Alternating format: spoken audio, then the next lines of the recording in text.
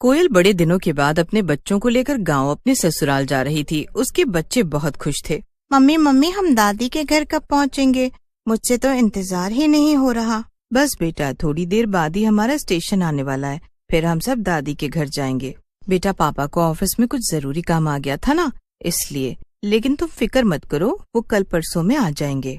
थोड़ी देर में उनका स्टेशन आ जाता है और कोयल बच्चों को ट्रेन से लेकर उतर जाती है। इसके बाद वो लोग एक रिक्शा में बैठ जाते हैं अपने घर जाने के लिए। इत्तेफाक से वहीं एक पेड़ के ऊपर चुड़ैल बैठी थी। जब वो कोयल और उसके बच्चों को देखती है तो उसके मन में विचार आता है, अरे वाह, ये लोग तो कहीं बाहर से आए हुए लगते हैं। चलो इनके पीछे चलकर देखती हूँ, इन्हें परेशान करने में बड़ा मजा आएगा। चुड़ैल उनके रिक्शे की छत पर चढ़ जाती है और बैठ जाती है और उन सब की बातें सुनने लगती है। मिंटू अपनी मम्मी से कहता है, मम्मी अभी घर तो दूर है ना, तो आप तब तक हमें वो कहानी सुनाइए ना जो दादी के घर में भूतिया पेड़ लगा है उसके बारे में। अच्छा, अभी तो तुम कह रहे हो कि कहानी सुनाओ, लेकिन बाद में तुम डरोगे। बिल्कुल सही कहा आपने मम्मी, मत सुनाइए वो कहानी। मुझे तो उस चुड़ैल के बारे में सोचकर भी बहुत डर लगता है। नहीं नहीं मम्मी, आप सुनाइए ना कहानी, मैं नहीं डरूंगा।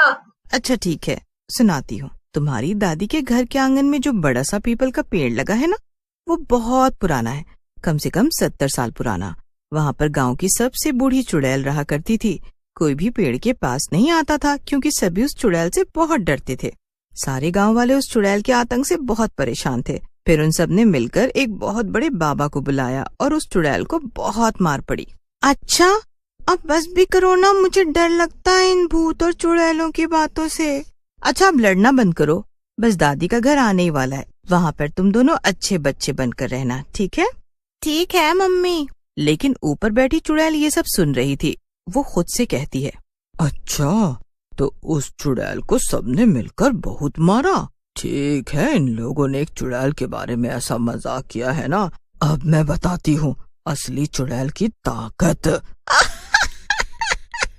थोड़ी देर में उनका घर आ जाता है और सभी लोग रिक्शे से उतर जाते हैं। चुड़ैल भी रिक्शे से उतरकर सीधा आंगन में लगे उस पीपल के पेड़ पर जाकर बैठ जाती है। घर पर कोयल की सास मंजरी उन सब का बेसब्री से इंतजार कर रही थी। आओ आओ मेरे जिगर के टुकड़ों, मेरे बच्चे, कितने दिनों बाद आए हो अपनी दादी से मिलने।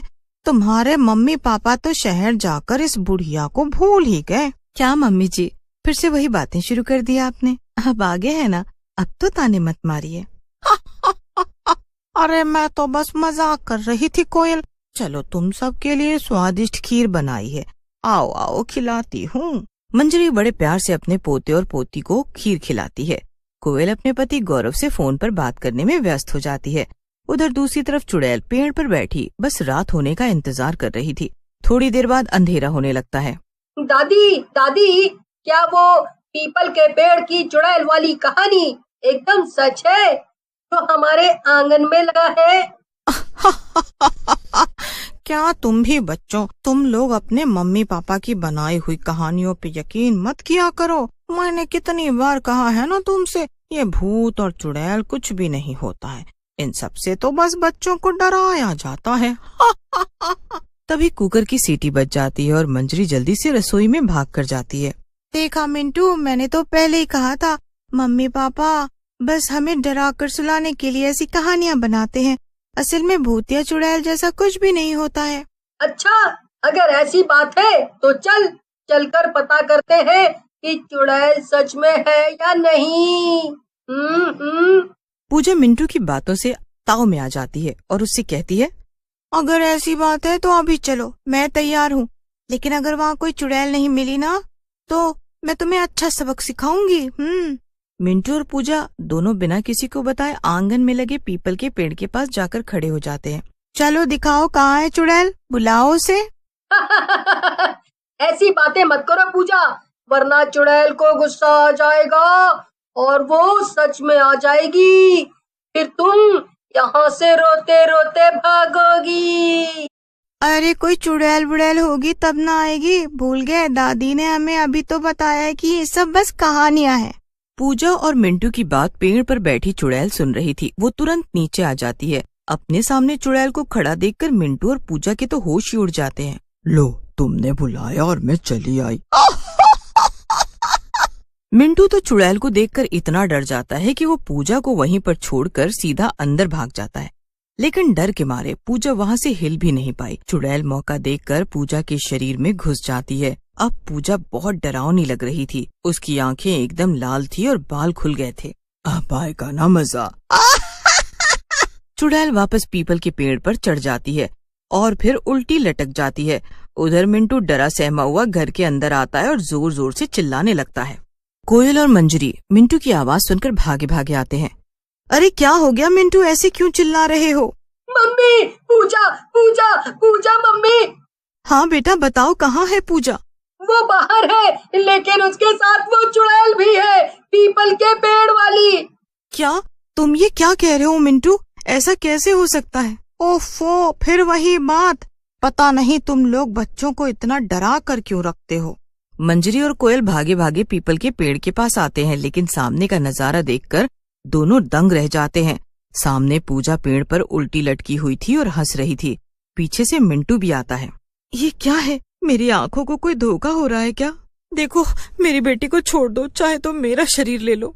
हाँ, हमारे बच्ची को जाने दो। नहीं, मुझे तो इसी का शरीर पसंद है। अब मैं हमेशा इसी के शरीर में रहूंगी। चुड़ैल की बात सुनकर सभी लोग डर जाते हैं। तभी अचानक से कोई दूर से चुड़ैल पर एक पाउडर फेंकता है और चुड़ैल जोर जोर से खांसने लगती है। कौन है जो अपनी मौत को दावत दे रहा है? इतनी जोर से खांसने के कारण चुड़ैल को पेड़ से नीचे उतरकर आना पड़ा, क्योंकि पेड़ पर उसका बैलेंस बिगड़ रहा था। तभी अंधेरे से एक गौरव निकल कर आता है। उसे देखकर मंजरी और कोयल बहुत खुश हो जाते हैं। आप आ गए बेटा, अच्छा हुआ तू आ गया। देख ना, यहाँ क्या हो रहा है। वही तो मैं जानना चाहता हूँ कि आखिर ये सब क्या हो रहा है माँ। कहीं से ये चुड़ैल घर में आ गई है और इसने पूजा के शरीर पर कब्जा कर लिया है बेटा। तूने मुझ पे पाउडर फेंका, अभी बताती हूँ तुझे। लेकिन चुड़ैल कुछ करती इससे पहले ही अंधेरे से फिर से एक रस्सी आती है और चुड़ैल के हाथ पैर बंध जाते हैं। चुड़ैल जमीन पर गिर जाती है और पूजा के शरीर से बाहर आ जाती है। अरे नहीं, मैं तो अचानक से बहुत कमजोर हो रही हूँ। कौन कर रहा है ये सब? सामने आओ। कोयल भाग कर जाती है और पूजा को उठाकर अपने पास ले आती है। तभी अंधेरे से एक लड़की बाहर निकल कर आती है। उसे देखकर सभी लोग दंग रह जाते हैं। तू जो कोई भी है, मुझे अभी के अभी खोल और मुझे जाने दे। हाँ तो जाना, मैं भी तो यही चाहती हूँ। मैं तुझे खोल दूंगी, लेकिन एक शर्त पे कि तू यहाँ से फौरन चली जाएगी, वरना मैं तुझे एक बोतल में बंद कर दूंगी। चुड़ैल ये सुनकर डर जाती है। नहीं नहीं, मुझे खोल दो, मैं यहाँ से चुपचाप चली जाऊंगी। ठीक है। कंचन कुछ जादू करती है जिससे चुड़ैल की रस्सी खुल जाती है और रस्सी खुलते ही चुड़ैल वहाँ से 9 2 11 हो जाती है। कोयल लगभग रोते हुए गौरव से कहती है, आप जल्दी कैसे आ गए? आप तो 2-3 दिन बाद यहाँ आने वाले थे। हाँ, मगर मैं जल्दी फ्री हो गया तो आ गया। और ये मेरी ऑफिस की दोस्त है कंचन। इसे मेरा गांव देखने का मन था, इसीलिए मैं इसे भी साथ में ले आया। बहुत अच्छा किया। इतना बोलकर कोयल रोते हुए कंचन को गले लगा लेती है। खुद को संभालिए भाभी जी, अगर आप ऐसे रोएंगी तो आपके बच्चों को कौन संभालेगा? हाँ मैं ठीक हूँ, मगर तुमने ये सब किया कंचन? तुमने उस चुड़ैल को कैसे हराया? जी हाँ, हूँ तो मैं एक मामूली इंसान ही, मगर मेरी माँ अपने समय की एक बहुत बड़ी विद्वान थी। उन्हें तो भूतों और चुड़ैलों को वश में करना भी आता था। दुख की बात यह है कि एक बार एक बहुत भयानक भूत से लड़ते हुए उनकी जान चली गई, लेकिन जाने से पहले उन्होंने अपनी विद्या मुझे भी सिखा दी थी। बाप रे बाप, मुझे तो मालूम ही नहीं था कि तुम्हें इतना कुछ आता है कंचन। लेकिन जो भी हो, मैं और मेरा परिवार हमेशा तुम्हारे शुक्रगुजार रहेंगे। धन्यवाद। फिर क्या था, सब लोग खुशी खुशी अंदर चले जाते हैं और अगले ही दिन गौरव आंगन से वो पेड़ कटवा देता है।